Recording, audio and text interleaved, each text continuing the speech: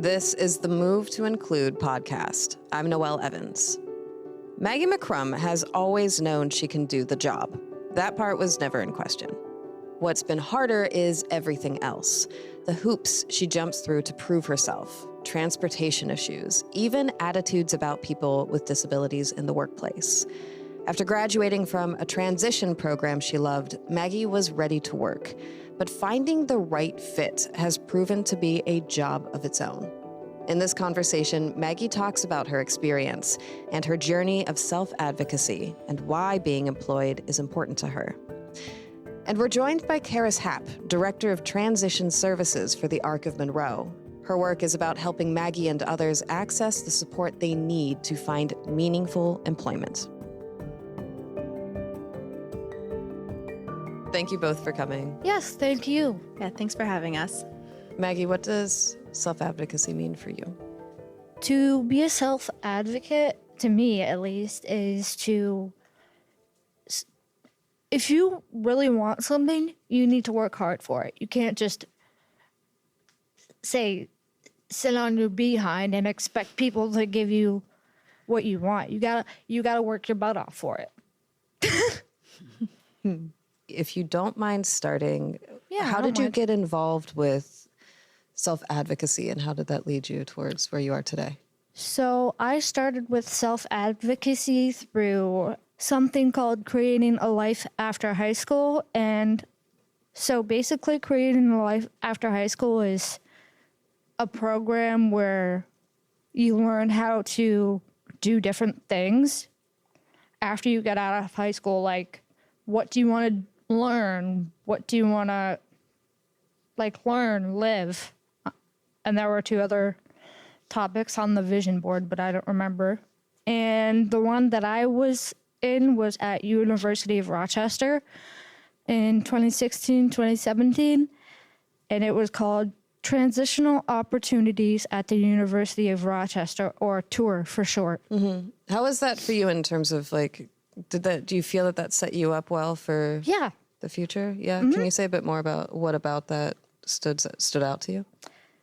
Well, being in college, you learn how to be more independent, obviously, because it's college. But with the tour program, you get to take classes, and then you also have an internship on site. Like the first year you're there, you have your internship on site, like the library or one of the dining halls. And then your second year, you can go out to wherever, whatever job you're interested in. And now I'm looking for either a job in food service or retail. Okay. Why those two in particular? I would choose retail or food service because I enjoy making people happy, and I love to put a smile on people's faces. So that interaction. Yeah, Yes. Absolutely. Charis, for you, how did you get involved with Job Path and, working with folks? So I will say it was kind of random. I think for a lot of people, they don't know that this field exists of helping people with disabilities look for jobs or succeed with work. And for me, I didn't really know, and I applied for the job and I got it. And then I've come to love the field. I've been working in it now for almost 10 years. And I think people don't know that job coaches exist, but once you do know, you're out and about, then you see them everywhere. But it's nice because you get to really be able to make an impact and help people who are capable of working. They just need a little extra help to make sure they're learning those tasks or being able to, encouraging them to advocate for themselves at work. And then you're able to do that. And it's awesome to see. Mm. I understand you two know each other? Yes. Yes. She used to be my job coach. Yes. So when I first started. Yeah. So maybe it was after you graduated tour. Yes. Yep. And so we looked for jobs together, and I actually helped Maggie find her very first job, I think. Was that your first job? Yeah, Selma. I think so. So this was when Maggie was looking for childcare. Okay. Yeah. Her and I worked together. We applied for lots of jobs together, and then she got her first job. And I was the job coach that was with her every day. Okay. What were some of the lessons you took from that? Learn how to be more patient with children. obviously. And I also I took a class at REOC. REOC is Rochester Educational Opportunity Yes. Center. And I took the CDA class and got my associate's degree. Yes, it's the Child Development Associate. Yes. Okay. Yeah. A lot of daycares require that you do it. Yeah. So that's why Maggie did it at the time, because that was her employment goal. Yeah, it's interesting that your first job, in a way, as you mentioned, like one of the things that you took from it is learning how to be more patient with kids. Yes, Sounds like definitely. it actually has set you up well to be an aunt. Yeah. Not just with kids, just in general. You need to learn how to be more patient with people sometimes. Like you never know what they're going through, because they could have had a hard day at work or whatever. So you just got to be patient and polite. When it comes to looking for jobs, like, are there any things that get in the way for you? It depends. Like usually it's okay, but sometimes if I don't necessarily go along with someone, then what I do is I would usually let my coworker know if I need to take 5 minutes for a breather, and that's what I usually do. But sometimes that doesn't always work. I'm like, uh-oh.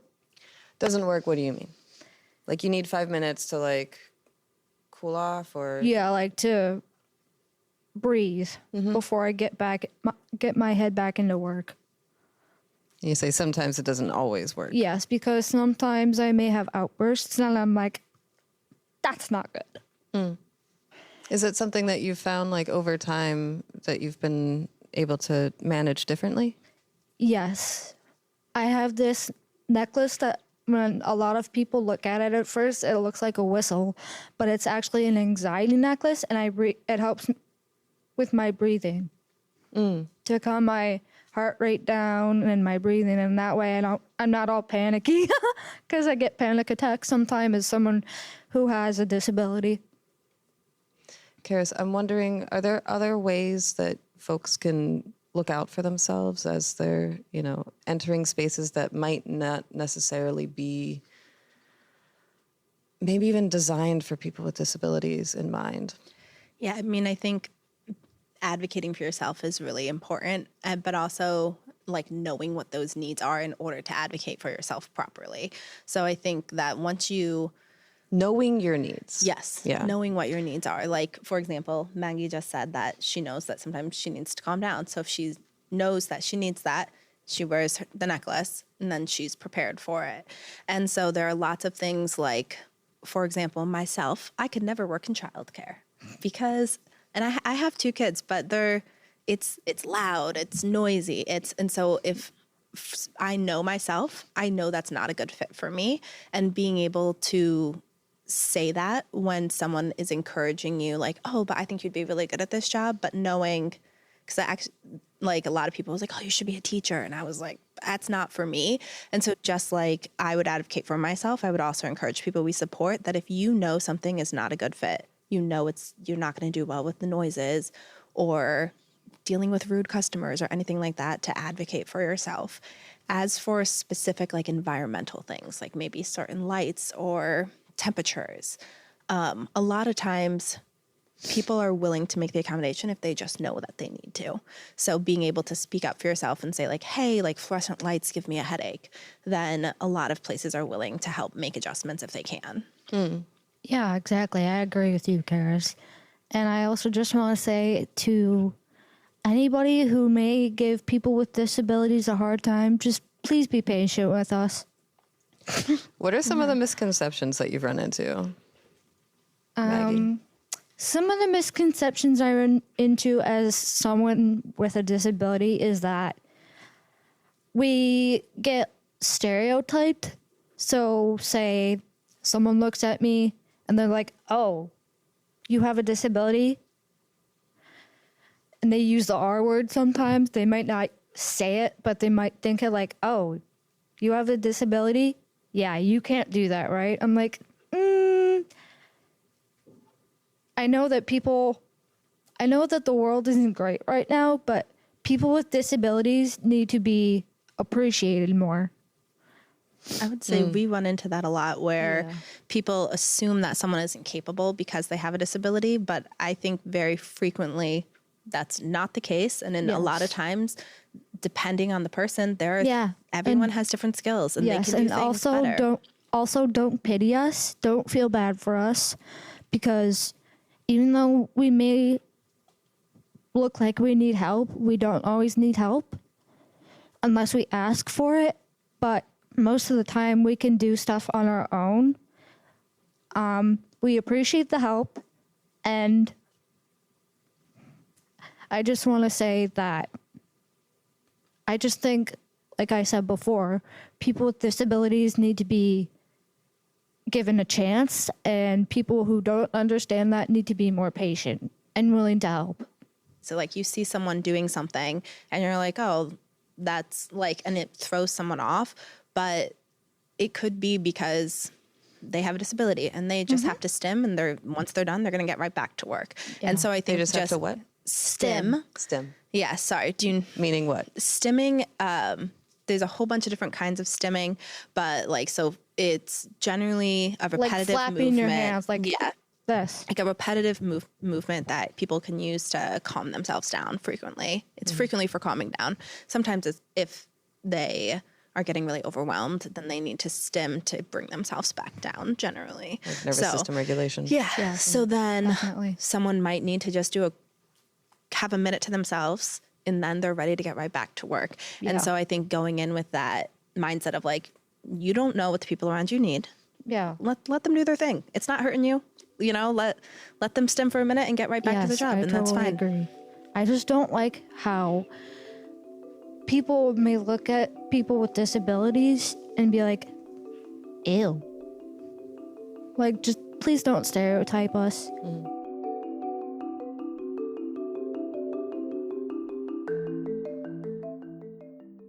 All right, Maggie. So my understanding is that, I mean, it's not just about like being at work and handling that. It's also about the things that lead up to that, including getting to work. So can you speak a bit to what has helped you in that space?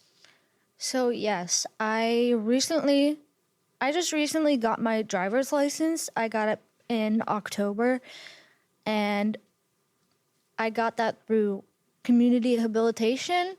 And what's that? Community habilitation is basically, it's like getting the person out into the world. Like, say you want to go to a museum, you want to take a class, or you want to learn how to do something. And they work on whatever goals you want to work on. So if you want to work on getting your license, they can work on you with that. If you want to work on learning to cook more food, they can come to your house and help you cook food. Yeah. They can help you go grocery shopping or budgeting. It's really whatever your personal goals are. Or even looking for an apartment if you want to live on your own. Yeah. Really anything that is going to help you take the next steps towards like independence and what goals you're looking for. Yeah, I would agree. Just the thing is, they're not your transportation. And transportation, it sounds like, can be quite a hurdle when seeking jobs and going to a job, right? It used to be. Okay. So, for you personally or in general? No, just for me. Okay.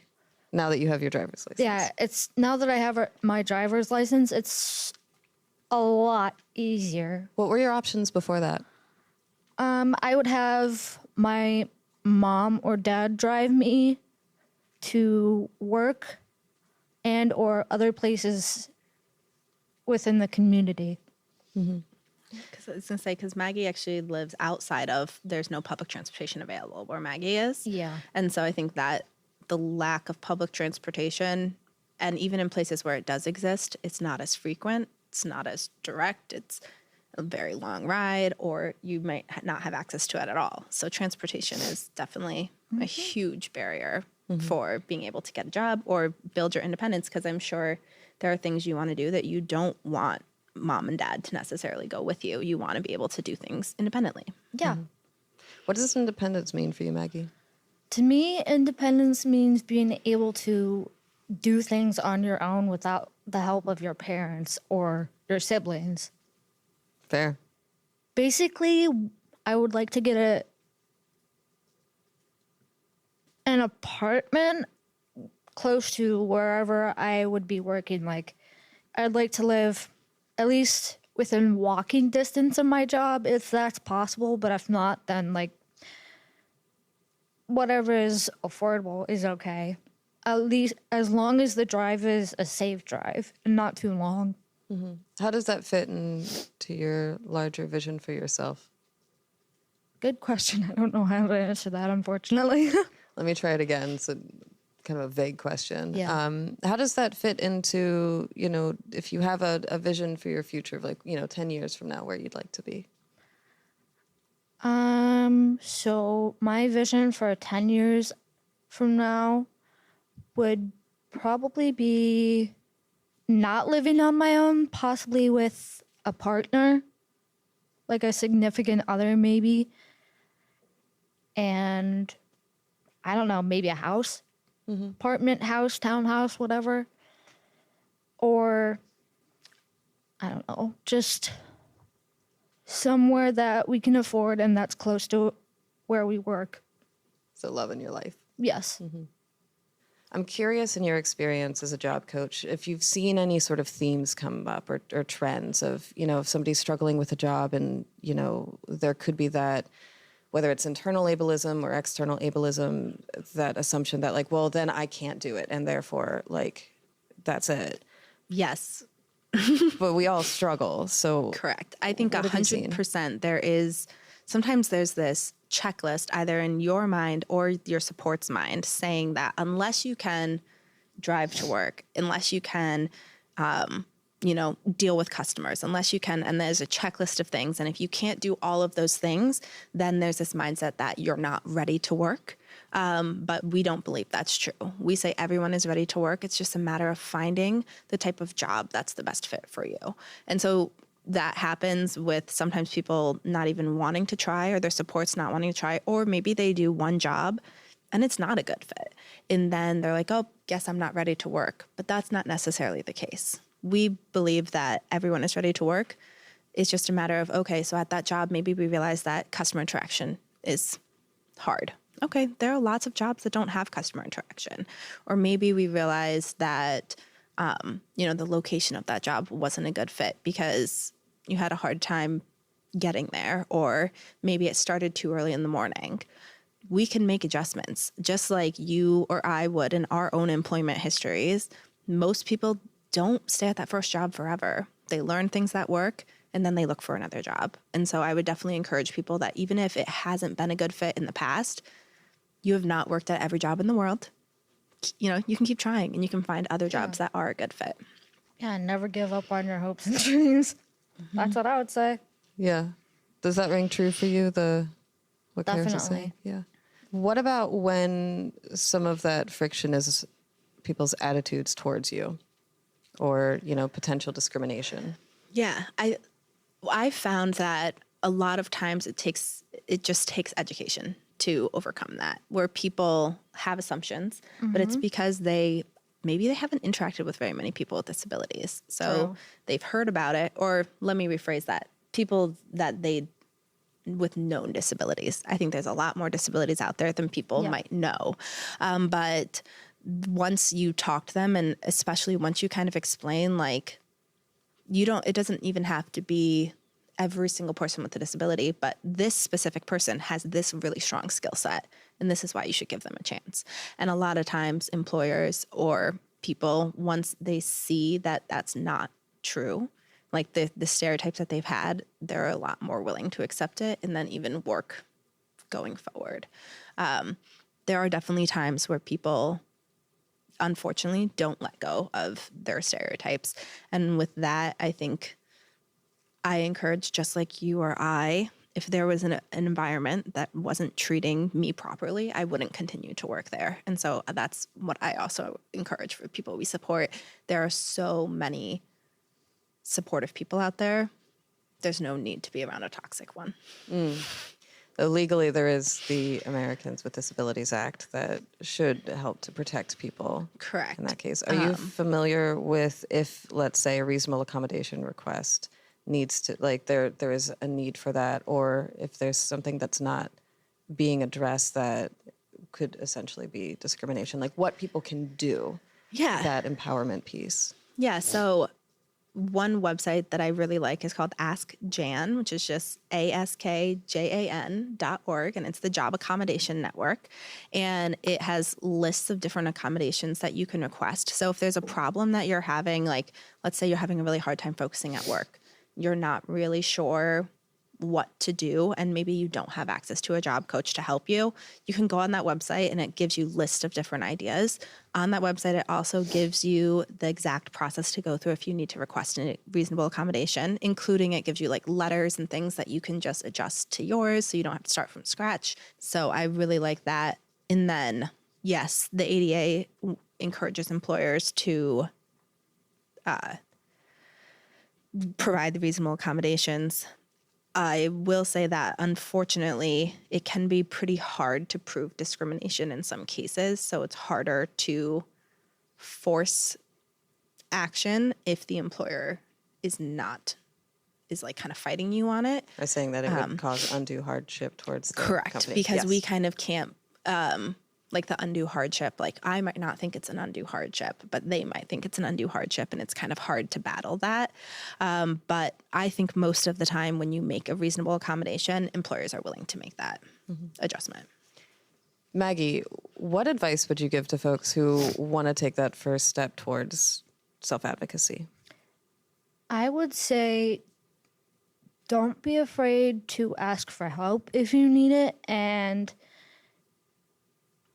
I don't know. Sorry. How'd you do it for you? Right? Like, and was there like a particular moment where you felt a shift? Yeah, definitely. Yeah? What was that? So at first I felt, I mean, it can be scary at first because you don't know what the outcome is going to be. But if I could give anyone advice, I would just say, go for it. Don't be afraid. And really, you shouldn't care what anybody else says or thinks about you. Charis, for you, what does self-advocacy mean?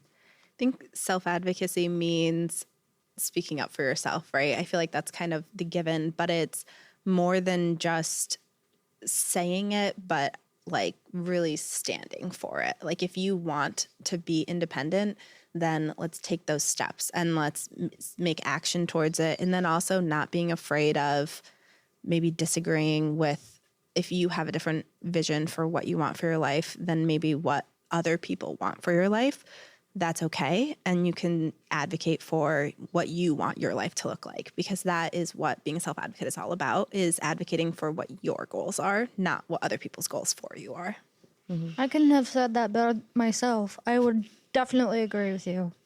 The one thing that I would want to add is just that there are a bunch of different levels of support of employment services. So if you want help with, like, maybe you don't need help on the job, but you need help with resumes, cover letters, applications, there are services that can just provide that. Or there are services that can come and see you at work and help with that. There are services that can help negotiate positions to create brand new positions at work, to help create a position that's a good fit for you. And there are services that are more one-on-one, long-term to assist. So no matter where you're at and what you need to be successful, there is a service that can help you get ready for employment and ready for that next step. So I would encourage people that if your goal is employment, there is a service that can help you to reach that goal and not to get discouraged by maybe one unsuccessful story in the past. If you want to, maybe that just wasn't the right level of support, and we can find a different service that's going to be a good fit and help you succeed. Wonderful. Don't be afraid to reach out of your shell. It might seem scary at first, but once you do it, you'll get better and better at it with time.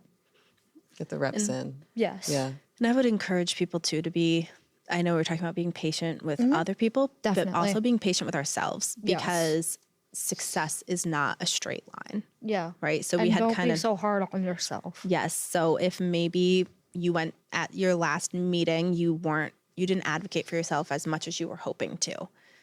That's okay. Let's try again next time. And so if or maybe you try a job and it doesn't work out. That's okay. Let's keep trying. And so being patient with yourself as you're learning. I think there's very few people that succeed at everything they want the first time they try it, right? So it's good. Yeah, it that takes doesn't tries. always happen. Yep. And it's okay. So Yeah, give yourself grace. everything's going to be okay. Just take a breath and you'll find a job or whatever you're looking for at the right time and moment. That was Maggie McCrumb, a self-advocate, and Charis Happ, Director of Transition Services for the Arc of Monroe.